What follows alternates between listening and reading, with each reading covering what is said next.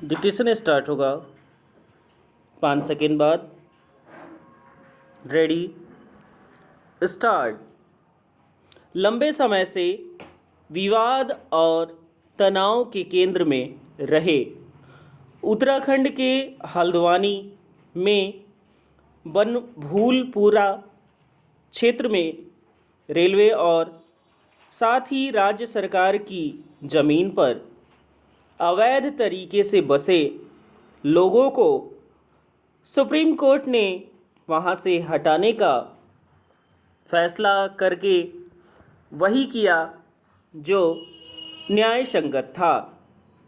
यदि यह मांग मान ली जाती कि अतिक्रमण करके बसे लोगों को वही रहने दिया जाए तो इससे न केवल करीब 30 हेक्टेयर ज़मीन पर अवैध कब्जा वैध हो जाता, बल्कि रेलवे के विस्तार की महत्वाकांक्षी परियोजना पर ग्रहण भी लगता।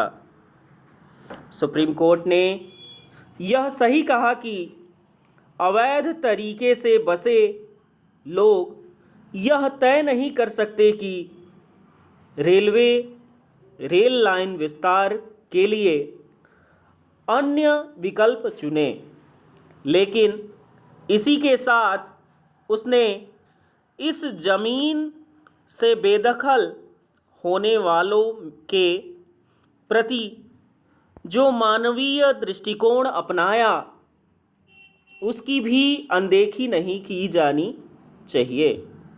सुप्रीम कोर्ट ने कहा कि लगभग 5,000 परिवारों के जो हजारों लोग रेलवे और उसके पास की राज्य सरकार की ज़मीनों पर रह रहे हैं, उनमें से पात्र लोगों को पीएम आवास योजना के तहत आवास दिए जाएं।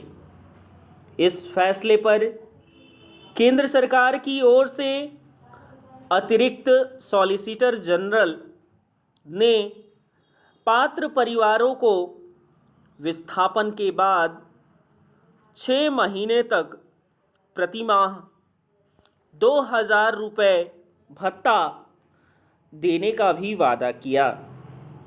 पहली नज़र में यह लग सकता है कि एक तरह से सरकारी ज़मीन पर कब्जा करने वालों को पुरस्कृत किया जा रहा है, लेकिन इसकी अनदेखी नहीं की जानी चाहिए कि इस कब्जे को लेकर न तो रेलवे समय रहते चेता और न ही उत्तराखंड सरकार।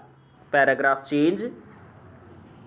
यह एक तथ्य है कि आमतौर पर सरकारी विभाग अपनी ज़मीनों पर अतिक्रमण और अवैध कब्जे को लेकर उदासीन बने रहते हैं और फिर यकायक अपनी ज़मीन खाली कराने की सुध लेते हैं।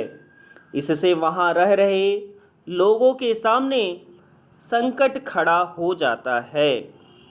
उसके रहने का ठिकाना छीनने के साथ ही उनकी रोजी रोटी भी प्रभावित होती है।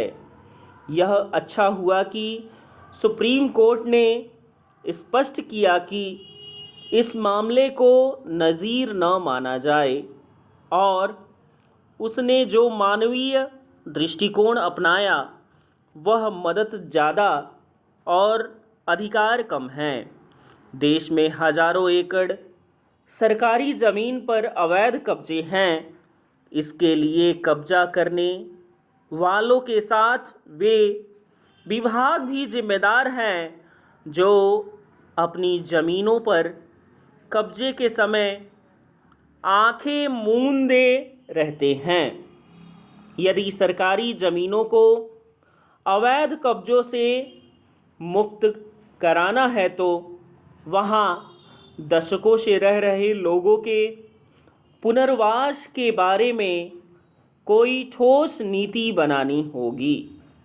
ध्यान रहे, अपने देश में अपनी ही जमीनों पर बसे लोगों को जब किसी परियोजना के चलते विस्थापित किया गया तो उनमें से भी अनेक का न तो ढंग से पुनर्वास किया गया और न ही उनकी आजीविका की चिंता की गई। निसंदेह सरकार अथवा गैर सरकारी जमीन पर अवैध कब्जे मुक्त होने चाहिए, लेकिन मानवीय दृष्टिकोण के साथ। विराम।